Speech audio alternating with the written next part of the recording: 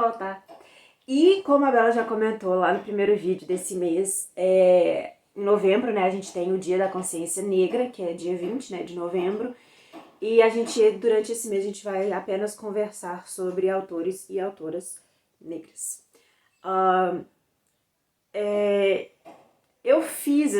Eu tenho feito alguns exercícios em relação a autores e autoras, não só, né, não somente negros, mas em questão de mulheres também. E eu percebi que a Bela, inclusive, colocou uma foto bem interessante lá no Instagram.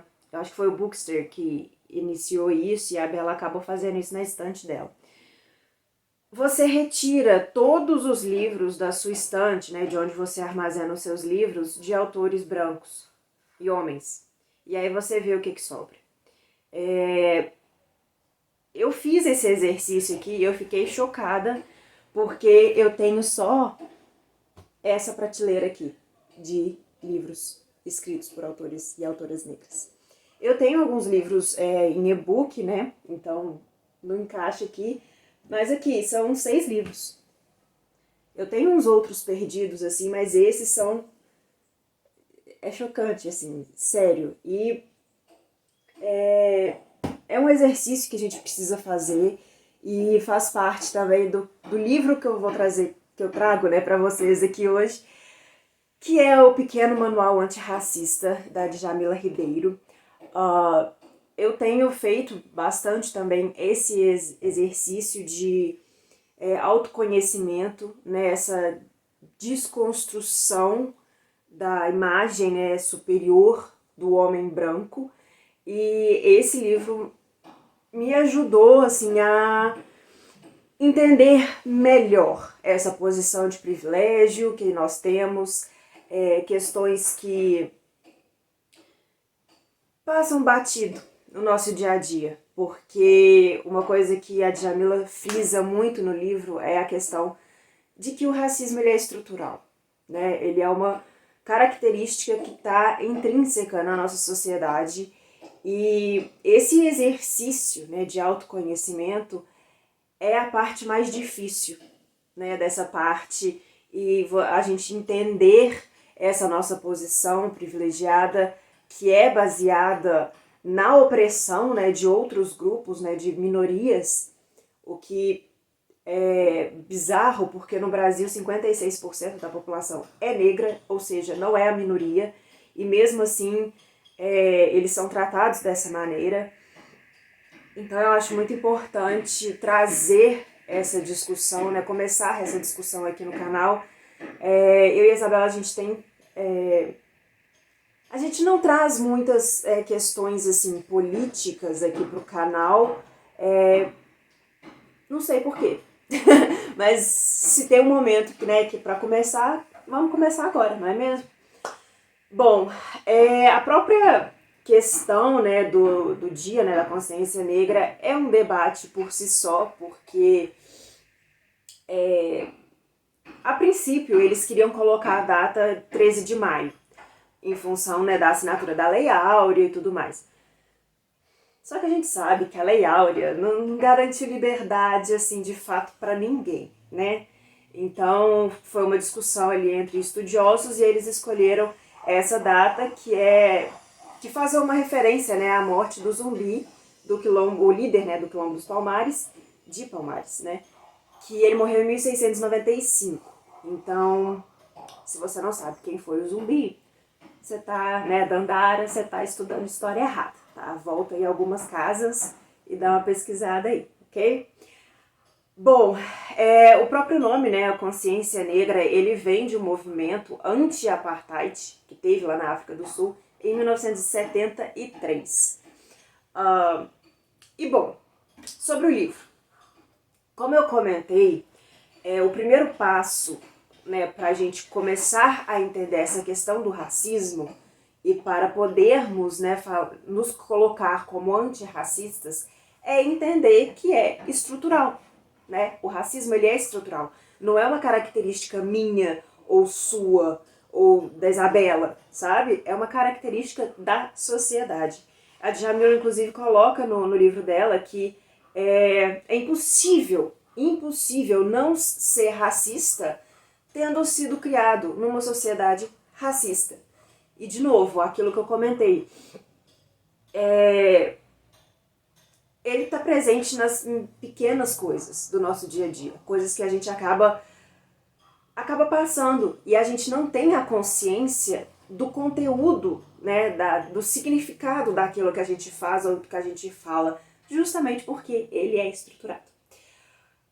Por exemplo, quantas palavras no nosso vocabulário, palavras que estão no nosso dicionário, que tem esse conteúdo, né, que tem esse significado pejorativo, essa associação que tudo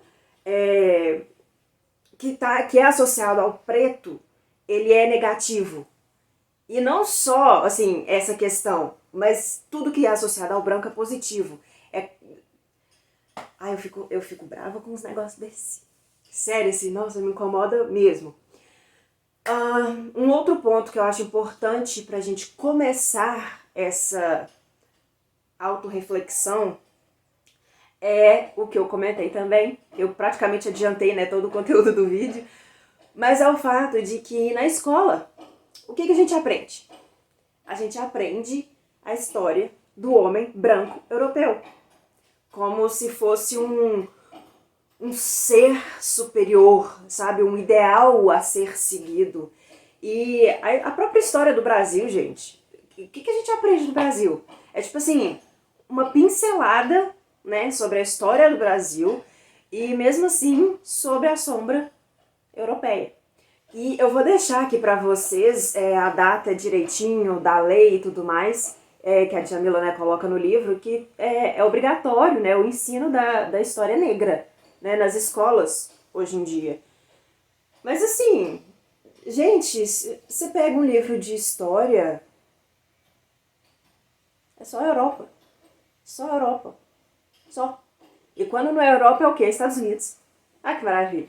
É realmente, então assim, eu percebo como a minha área de interesse, né, o que eu trago aqui pra vocês é a literatura, é facilmente, assim, perceptível a influência que a gente tem de filósofos brancos e europeus, né, sociólogos, estudiosos, e a própria literatura mesmo. Quantos livros eu não tenho aqui que tem essa origem, né, norte-americana e europeia branca?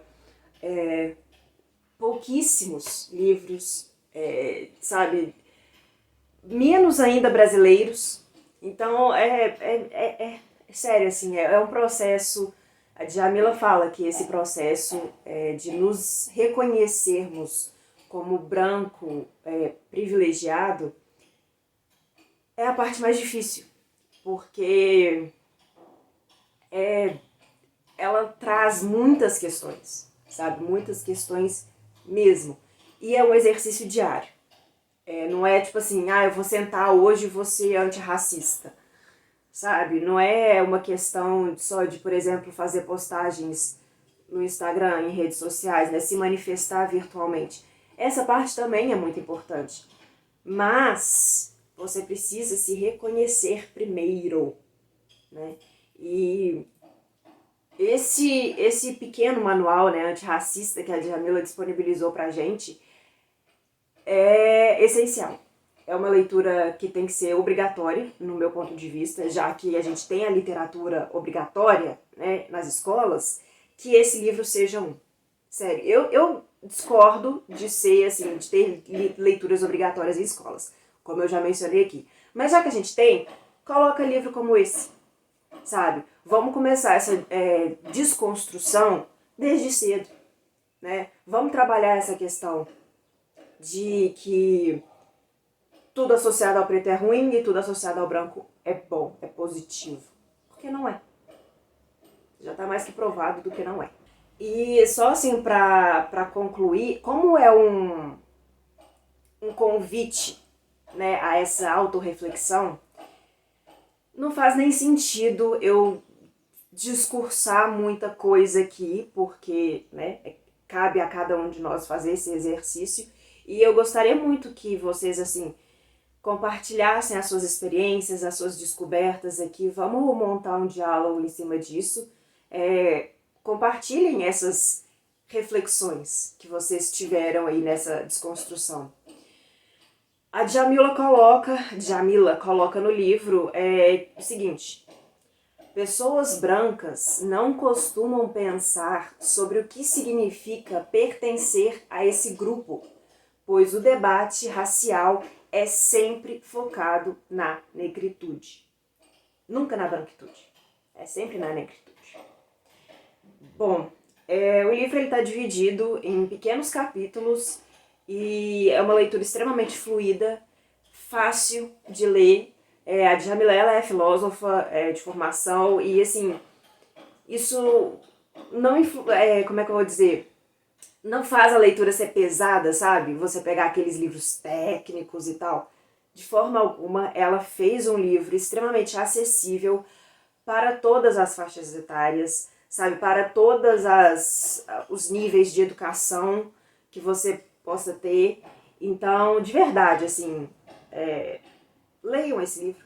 Façam esse favor a você mesmo, sabe? Vamos começar a desconstruir essa ideia horrível social que a gente tem.